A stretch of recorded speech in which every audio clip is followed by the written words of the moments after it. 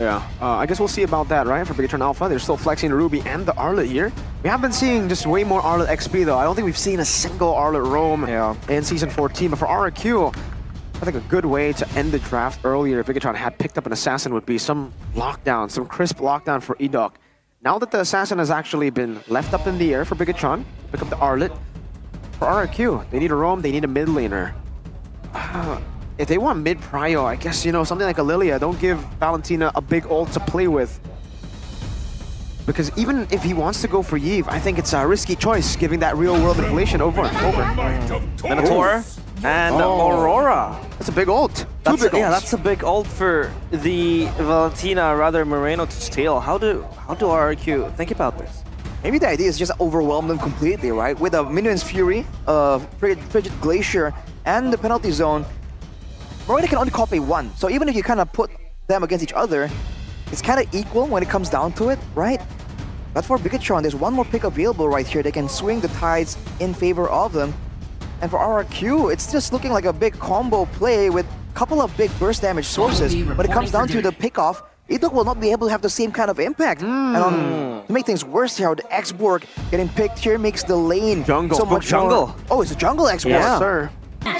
Against the red robots. Will the robots rage against the rebuild of the kingdom, or will the kingdom once again rejoice? It's Rrq Hoshi against Bigetron Alpha. Listening to the calls and the drums of war there behind us. The crowd definitely getting pumped up for this one. The Titans in Bigetron Alpha, first place in the regular season, and versus a rebuilding kingdom here in the mid lane. Moreno already forced back very low. A lot of damage at the disposal of that Aurora. In fact, there's two parts of it, the big burst and the extra damage afterwards. You're seeing them pressuring towards the side of Super Can's purple buff, but he is getting chunked a lot, by the way. No sustain built in by them. Edok steals it away. The lethal being able to acquired by Edok, again, so proactive. He's playing and shadowing behind his mid laner. And so far, Key looking for a kill potentially here. Good stun 2 times there. Vengeance not going to be used up again by Key. Knows to respect it, and Rins actually does lose on that trade. He loses on the trade, but there is sustain built in. And look at Edok with the Bargain Hunter on the Minotaur. I haven't seen this in a long time. But he might be just trying to find that Flaccid Oasis so much earlier so that it can go for short trades like this and still come out on top due to the sustain difference. Overall, you can see Super Ken with the... Ooh. Also, Super Ken has that Season Hunter. So he'll be farming a lot quicker than usual, but it's still going to be, I believe, outmatched by Sutsujin. Get his play on the top side, though, for the XP grab. Oh, wow. Good steal by Sutsujin. Smooth. Sutsujin, again, this time around playing for the Kingdom, and has been pretty solid in his performances yesterday. And Man and Skylar going at it. Again, recalls galore. Down bottom, they're just having a good time. Not really stressing about what the other could do, but the turtle spawning means that Bigetron and Rrq might be subject of a very good fight down, up top rather. And this time Sutsujin under pressure alongside Edok. Getting some damage down. Key not level 4 just yet. Rins open the Frog armor. Penalty zone coming in. Rins actually getting it out. Frigid Glacier stunning Super Loop. First blood over. Super gets forced back. That's a knock over to Key, who gets out with the Vengeance. Has the final slash and uses the Vengeance on the orange buff. A quick win early from Rrq. Great burst damage usage from Rrq, and they're able to actually use all that crowd control to zone Bigetron away. A good win for them in the early game, but you have to remember, the longer the game goes, the more ways there are for Bigetron to find ways to avoid these straightforward fights. Talent prediction by the new application GoPay, though. Nice. Oh, Mirko. Going for a bless. Mirror bless. Amen. Season. Hey. Oh man, Mirko. What? Damn. Didn't see anything. Oh, what happened? Nothing happened. Nothing happened. It's a very clean Land of Dawn with the sweep, but look at that. He now stuck. No, coming out the chain. Actually, now Frigid Glacier coming down. Minute Fury. Moreno finding 3, and I'm offended to bring them into a big blast. And now a stun. Super Ken is massive in the early game. Triple kill from Bigetron Alpha. A response. Dang, what a combo that was with the sweep into the massive AoE, man. Last Insanity from Super Ken definitely made that a bit more difficult. Skylar, though, getting jumped on. Whoa. No follow-up. Skylar almost lost his life, but too far to follow up the final slash, so they're looking for a dive! stun down on the Skylar now. The Vengeance as well. Given his Fury as the Lycan Pounce comes down. Severe Destruction into the back line now as the last Insanity comes down to Skylar. That's the SOD to the back, and Mon finds the kill. And there's another dive over to Edok, who is able to survive still. Good Purify out from Iman. But look at Dyron keeping busy up top, getting the entire shield. Wow. We talk about how impactful this EXP lane can be, and Dyron is definitely doing well. The mid trio, though, often play from Moreno. I feel like definitely Bigetron are the ones in control. The Rrq can still clear a lot faster, but look at this. Luke doesn't care. Wow. He doesn't care. He's up there in his element. A pull though towards Rinse.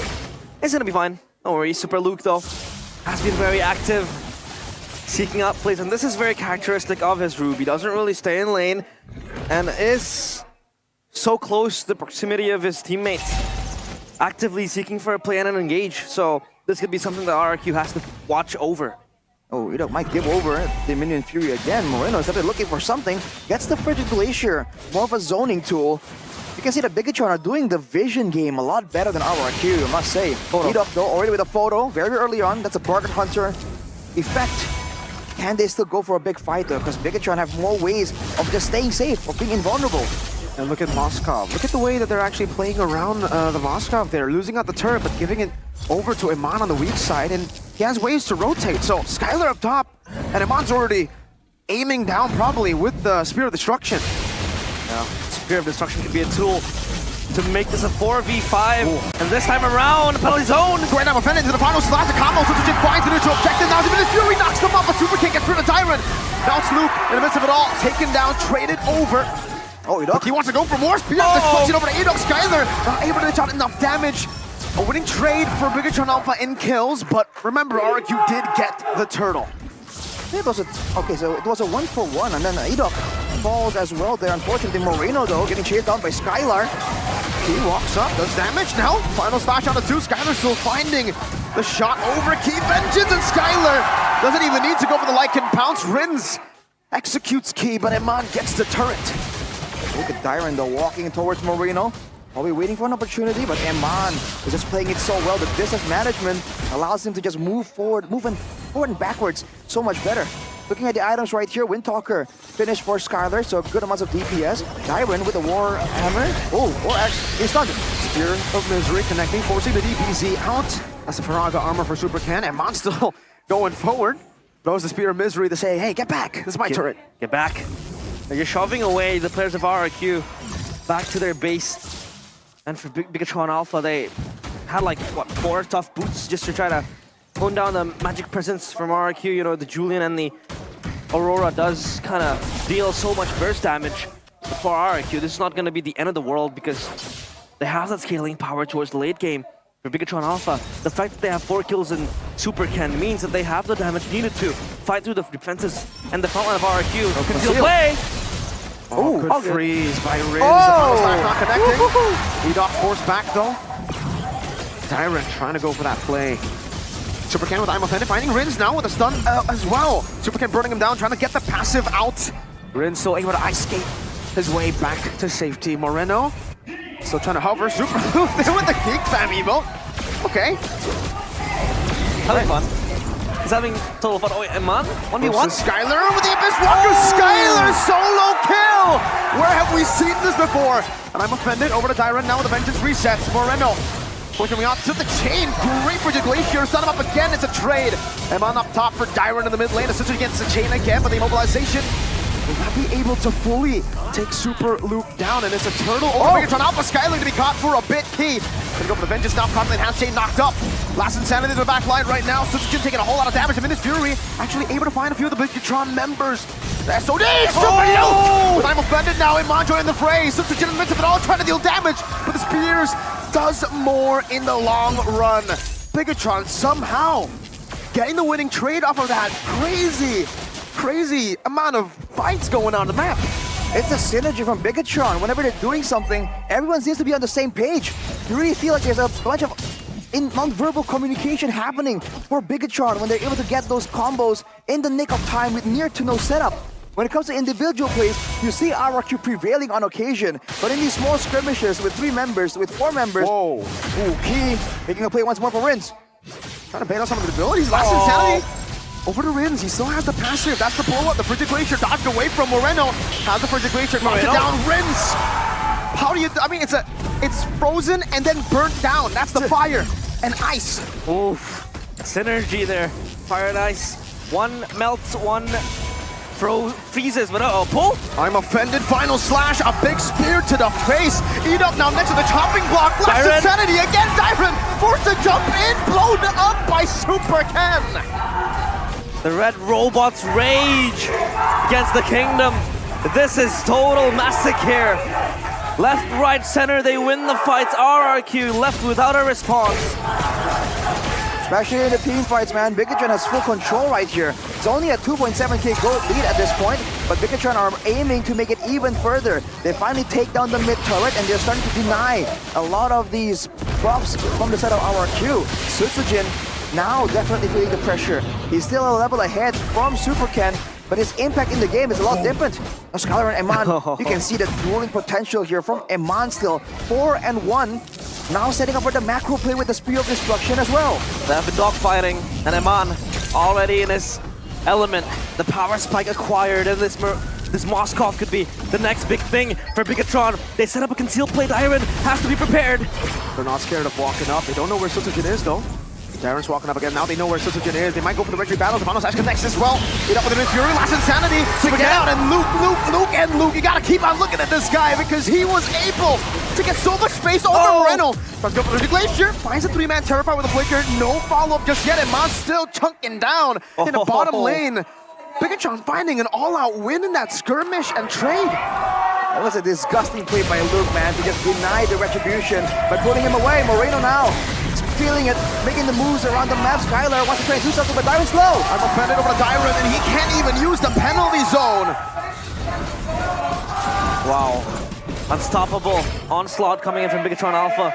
And Eman has been able to zone and stop Skylar, shooing him away from the team fight because he has to occupy that space in the side lane. Because Eman has been always shoving the wave, and he can always join the fray with the Spear of Destruction. The macro play is there for him.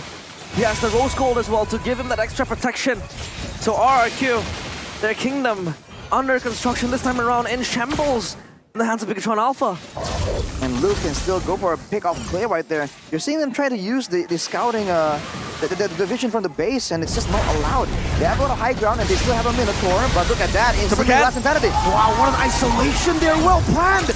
Ken walks up so that the final slash can isolate Dyron. Now Frigid Glacier that finds 2, but Super Ken still has immortality. That's 4 HP bars for him. Luke in the bottom lane just spamming the getting the passive over key. Doesn't want to go for the final slash just yet. Jumps in with vengeance, blinkers out to safety, still keeping his immortality intact. The risky plays coming in from Rins, walking up with low HP like that. Fortunately, he was able to survive. 2 base towers super low for the side of Rrq, but they're able to defend for now. As you can see, they're just trying to clear the waves, trying to get some control back. The Bigetron are just waving it at their faces, man. They know they have full control right now. They're waving a flag saying, come and get us. I mean, for Super Ken being 6-0, Eman as well, 5-1. They're just having fun. Kinda littering. Together with Luke this time. And front of the Kingdom, yeah. Together with Luke this time around, Rrq. They need a clap back. This could be the start of something. 2-man, I'm a prisoner of the stolen Frigid Glacier! Moreno! What an instant response! That looked like a mistake from them overstaying, but they turn it around. And now he's recalling in the base. Classic Moreno, man. Rrq committing onto Super Luke. The EXP lane Ruby, who has the Queen's Wings, who has the Athenas, not the wisest of ideas, and you can see why Bigetron were using it as bait. 2 turrets will definitely fall right here, but can Bigetron find more? Final slash over to Sutsujin. He has the enhanced sword, but Super Ken is going to go with last insanity. Eman! With a Spear of Destruction in the backline, the Frigid Glacier, it melts you down, but Bigetron's heat continues. Minis Fury knocking him up, but now with the airtime, they're actually going to be the ones to turn it around once again. 5 members strong, it's just Skylar. It's deja vu to last season, the Crown Prince left alone, and then he wipes them out. Bigetron Alpha starts it strong in game 1. The machines rage against the rebuild of the Kingdom. The Kingdom yet to reply with their battle cry, 1-all.